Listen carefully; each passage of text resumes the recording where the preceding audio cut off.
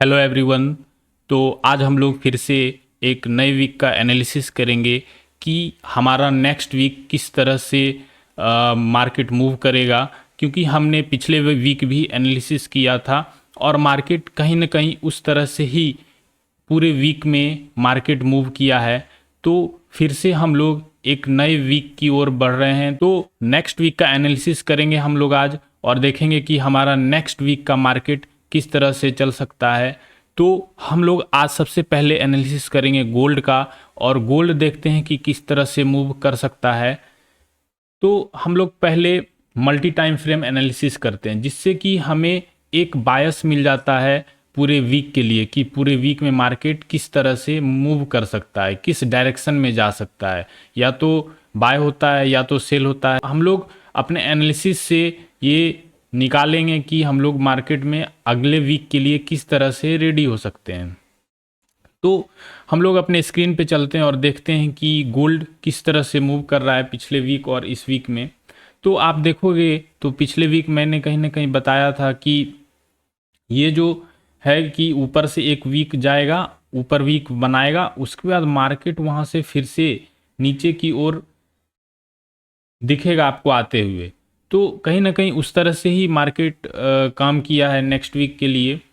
तो पिछले वीक उस तरह से ही मार्केट काम किया है, तो इस वीक भी मार्केट में आप अगर देखोगे तो ये एक वीक बना है ऊपर की तरफ और नीचे की तरफ भी। तो बायर्स और सेलर्स यहाँ पे पूरे फंसे हुए हैं कि बाय होगा या सेल होगा, नहीं पता चल पा रहा है। आप अगर देखोगे यहाँ पे तो एक रेसिस्टेंस भी है, ये वाला एक रेसिस्टेंस भी है। तो यहाँ से मार्केट हर बार क्या हो रहा है कि आप देखो, एक बार यहाँ से रिजेक्ट हुआ, दूसरा बार फिर से यहाँ से रिजेक्ट हुआ, और तीसरा बार ब्रेक करना चाह रहा था मार्केट इस सपोर्ट को, लेकिन इस रेसिस्टेंस को, लेकिन फिर भी यहाँ से ब्रेक नहीं कर पाया और फिर से यहाँ से एक मूव करके फिर से ऊपर चला गया। तो आप देखोगे ना अगर, तो नेक्स्ट वीक का जो मार्केट जब भी ओपन होगा तो मार्केट का लिक्विडिटी आप देखोगे तो ऊपर में कहीं पे पड़ा हुआ है। ठीक है, आपको मैं वन डे टाइम फ्रेम पे ले जाके दिखाता हूँ। तो वन डे पे आप देखोगे यहाँ से मार्केट में कि एक ऊपर से सारा का लिक्विडिटी लिया, फिर यहाँ से मार्केट नीचे आया, और इस जोन को आप देखो, अगर आप ये जोन देखो एक बार, इस जोन को ब्रेक किया, इस जोन को ब्रेक किया और फिर से मार्केट ऊपर जा रहा था, और फिर से ये जो रेड कैंडल यहीं पे क्लोज हो गया है। ठीक है, और उसके बाद फिर से ये मार्केट अगर आप देख रहे हो ना, तो ये गोल्ड इस तरह से मूव कर सकता है कि इन सारे का लिक्विडिटी ले यहाँ पे, और फिर एक डाउनफॉल ऐसे करके आए, और फिर एक हल्का सा रिटेस्ट होके मार्केट आपको फिर से 43,000 के आसपास देखने को मिल सकता है। ये गोल्ड का स्टोरी है अभी तक, और आपको एक टाइम फ्रेम और बच रहा है 4 आवर का। तो वहाँ भी जाके देखते हैं कि मार्केट किस तरह से मूव कर रहा है।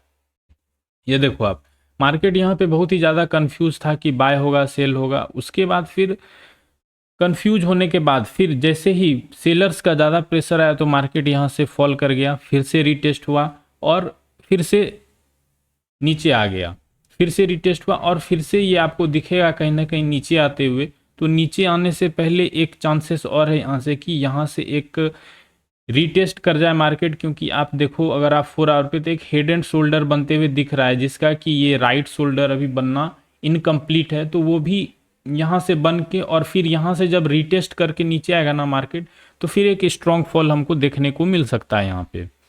तो आप जब भी मंडे को ट्रेड करोगे ना, तो आप इस लेवल को पहले टच करने देना, या फिर आप जो भी ट्रेड करोगे वो कहीं ना कहीं 45,000 से 45,096 के रेंज में होना चाहिए, और मार्केट इधर को पहले अप्रोच कर सकता है, उसके बाद फिर यहाँ से नीचे आ सकता है। ठीक है, तो हम लोग जो भी ट्रेड करेंगे ना, अपने बायस को पहले डिसाइड करेंगे कि हम लोगों का बायस क्या है, कि हम लोगों को बाय साइड में ट्रेड करना है या सेल साइड में ट्रेड करना है।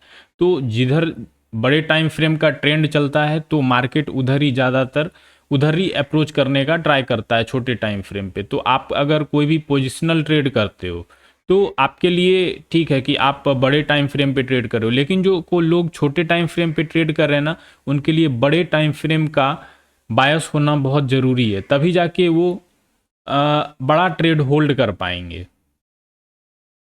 तो हमारा तीन टाइम फ्रेम का एनालिसिस हो गया, वीकली, डेली और 4 आवर का। और अब हमारा एनालिसिस जो है ये हमें बता रहा है कि हम लोग कहीं ना कहीं बियरिश ही रहेंगे गोल्ड में। एक दो दिन मंडे ट्यूसडे हो सकता है कि मार्केट यहाँ तक अप्रोच करे, उसके बाद फिर यहाँ से गिरे, तो उसके लिए आप लोग रेडी रहना। और चलिए अब हम लोग एनालिसिस करते हैं बिटकॉइन का, कि बिटकॉइन किस तरह से मूव किया कर रहा है, और मैंने जो पिछला एनालिसिस किया था क्या उस तरह से मार्केट चला भी है या नहीं। तो चलिए आ जाते हैं सबसे पहले वीकली टाइम फ्रेम पे। आप अगर यहाँ पे देखोगे ना, तो मैंने पहले ही बताया था कि ये जब भी ये वीकली टाइम फ्रेम पे बहुत ही बियरिश कैंडल बना था, तो उसके बाद एक कैंडल यहाँ से आपको बियरिश देखने को मिलेगा, और बियरिश देखने को मिला भी। और सैटरडे आते आते ये पूरा जो है वीक में कन्वर्ट हो रहा है, मतलब वीक बनते जा रहा है, इस कैंडल में पूरा बन चुका है। तो अभी भी 16-17 घंटा बचा है इस वीक को क्लोज होने के लिए। और ये वीक जैसे ही क्लोज होता है उसके बाद आप देखोगे कि यहाँ से एक चांसेस है कि हल्का सा मार्केट नीचे जा और एक फिर से ऊपर जाने का ट्राई करेगा 80,000 के आसपास, 80,000 79,000 को मार्केट यहाँ पे फिर से टच करेगा। उसके बाद फिर मार्केट डिसाइड करेगा कि उसको बाय होना है या सेल होना है, या फिर मार्केट को और ऊपर की तरफ जाना है, या फिर वहाँ से नीचे आ सकता है। तो वीकली टाइम फ्रेम पे अभी भी मार्केट बेयरिश है, या फिर ये भी हो सकता है कि यहाँ पे हल्का सा जो जिस तरह का सेम वीक बना है उस तरह से ही सेम वीक यहाँ पे भी बने, और फिर यहाँ से मार्केट फिर से नीचे की तरफ निकल जाए। तो आप यहाँ पे देखो कि 1 डे टाइम फ्रेम पे भी आप देखो तो क्या हुआ कि एक यहाँ से बाइंग हुआ, उसके बाद बहुत ही स्ट्रॉन्ग सेलिंग हुआ, फिर से यहाँ पे मार्केट रीटेस्ट करने के लिए गया ये 78,000 का लेवल को, और फिर मार्केट वहाँ से फिर से फॉल आया है मार्केट में। तो सेम इस तरह का यहाँ पे भी सेम हो सकता है कि मार्केट यहाँ से बाइंग में जाए थोड़ा सा, और फिर वहाँ से फिर मार्केट यहाँ से नीचे गिरते हुए 73,000 71,000 72,000 तक मार्केट टच कर सकता है। तो अब 4 आवर पे भी आप देख लो कि यहाँ पे 4 आवर पे आपको क्या दिख रहा है। 4 आवर पे देखो, जैसे ही ये ब्रेकआउट हुआ, ब्रेकआउट फेल हुआ, ब्रेकआउट जब भी फेल होता है ना तो मार्केट में स्ट्रांग मोमेंटम आता है, क्योंकि ये जितने भी सेलर्स हैं ना उनका स्टॉप लॉस कहीं ना कहीं ये सब लेवल पे होता है। तो सारे लेवल से स्टॉप लॉस निकलने के बाद मार्केट बहुत ही स्ट्रांग मोमेंटम देता है, क्योंकि वहाँ पे रिटेल ट्रेडर बहुत ही कम बचते हैं। तो आप अगर उस तरह से देखोगे तो मार्केट अभी जो बाइंग में जा रहा है, तो ये यहाँ से मार्केट ये सारे लेवल को 78,000 वाले लेवल को, या फिर 78,400 500 वाले लेवल को निकाल सकता है। निकालने के बाद अगर आप फिर से देखोगे ना, तो फिर से मार्केट इस तरह से मूव कर सकता है। मैं आपको एक बार ड्राइंग करके दिखाता हूँ कि मार्केट यहाँ से चला, इन सारे का लिक्विडिटी लेगा, और फिर यहाँ से फिर नीचे आते हुए आपको दिखेगा ऐसे करके, फिर से यहाँ से रिटेस्ट होगा, फिर से गिरेगा, रिटेस्ट होते हुए कहीं ना कहीं 72,000 तक आपको फिर से मार्केट इस तरह से देखने को मिल सकता है। बिटकॉइन में मैं अभी भी बियरिश हूँ, लेकिन हाँ ये आपको 78,000 तक मैक्स टू मैक्स टच होते हुए दिख सकता है, क्योंकि यहाँ पे जितने लोग भी सेल किए होंगे ना, बड़े टाइम फ्रेम पे छोटे टाइम फ्रेम पे, उन सब का स्टॉप लॉस यहाँ पे पड़ा हुआ होगा अभी। तो सारे का सारे स्टॉप लॉस जब बिटकॉइंस इन लोगों का स्टॉप लॉस ले लेगा, उसके बाद फिर मार्केट वहाँ से नीचे जाना स्टार्ट करेगा। सेम जैसे यहाँ पे हुआ कि इन जितने लोग भी यहाँ पे बाय किए होंगे ना इन सारे जोन पे, तो सब लोग बैठे होंगे कि मार्केट अब ऑल टाइम हाई टच कर जाएगा, लेकिन ऐसा कुछ हो नहीं रहा है मार्केट में, और ना ही हुआ। तो फिर वहाँ से मार्केट क्या हुआ कि मार्केट फिर से नीचे आ गया, और नीचे आते ही इन सारे लोगों का लिक्विडिटी ले लिया।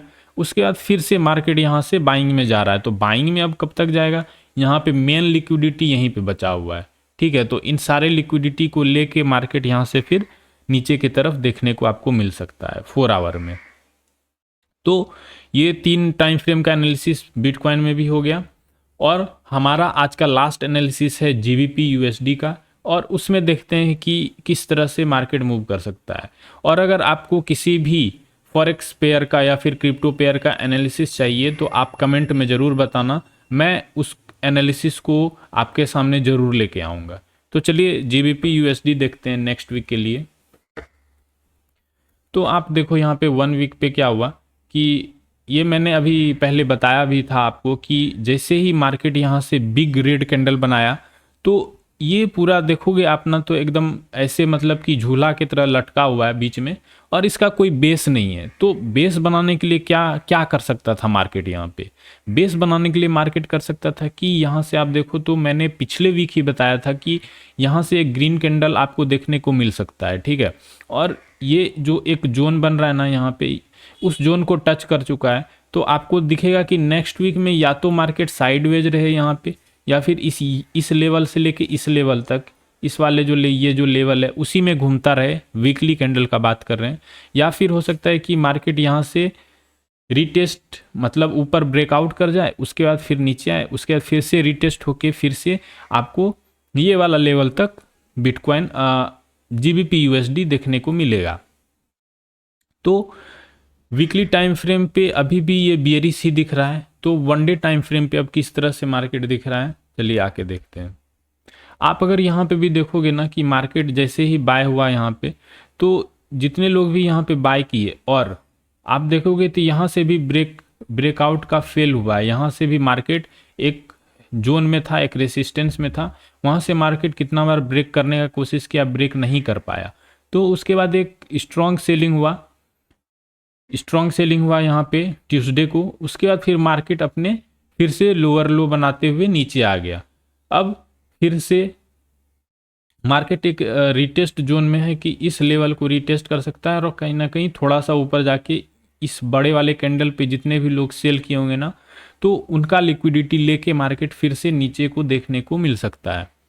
4 आवर पे भी आप देखोगे सेम जो मैंने आपको बताया कि यहाँ से जो भी सेल कर रहे हैं ना, तो इनका लिक्विडिटी देखो ये सब पे पड़ा हुआ है। ये लोग जो भी सेल के होंगे, ये जो इतने लोग सेल करके यहाँ तक बैठे, उसके बाद फिर मार्केट धीरे धीरे ऊपर जा रहा है। तो ये लोग जो हैं, ये लोग कहीं ना कहीं पैनिक में आएंगे, तो अपना पोजीशन जो भी सेल का था वो लोग अपना काटना स्टार्ट करेंगे। तो मार्केट और तेज़ी से थोड़ा ऊपर जाएगा। जैसे ही ऊपर जाएगा यहाँ पे सारा लिक्विडिटी मिलेगा, फिर मार्केट यहाँ से इस वाले लेवल से फिर से यहाँ से डंप करते हुए नीचे आपको देखने को मिल सकता है। तो आज का हमारा एनालिसिस था यही कि मैंने जो भी बताया, बिटकॉइन में भी मैं बियरिश हूँ, गोल्ड में भी बियरिश हूँ, और GBP USD में भी बियरिश हूँ। तो देखते हैं कि नेक्स्ट वीक का हमारा मार्केट किस तरह से चलता है, हमारे एनालिसिस के अकॉर्डिंग चलता है या नहीं चलता है। ये फिर से मैं नेक्स्ट वीक जब वीडियो लेके आऊँगा ना, तो वहाँ पर आपको मैं सारी चीज़ें फिर से एक बार बताऊँगा। और आपको अगर इस तरह की वीडियो चाहिए तो आप कमेंट में ज़रूर बताना, और वीडियो को लाइक और सब्सक्राइब ज़रूर करना।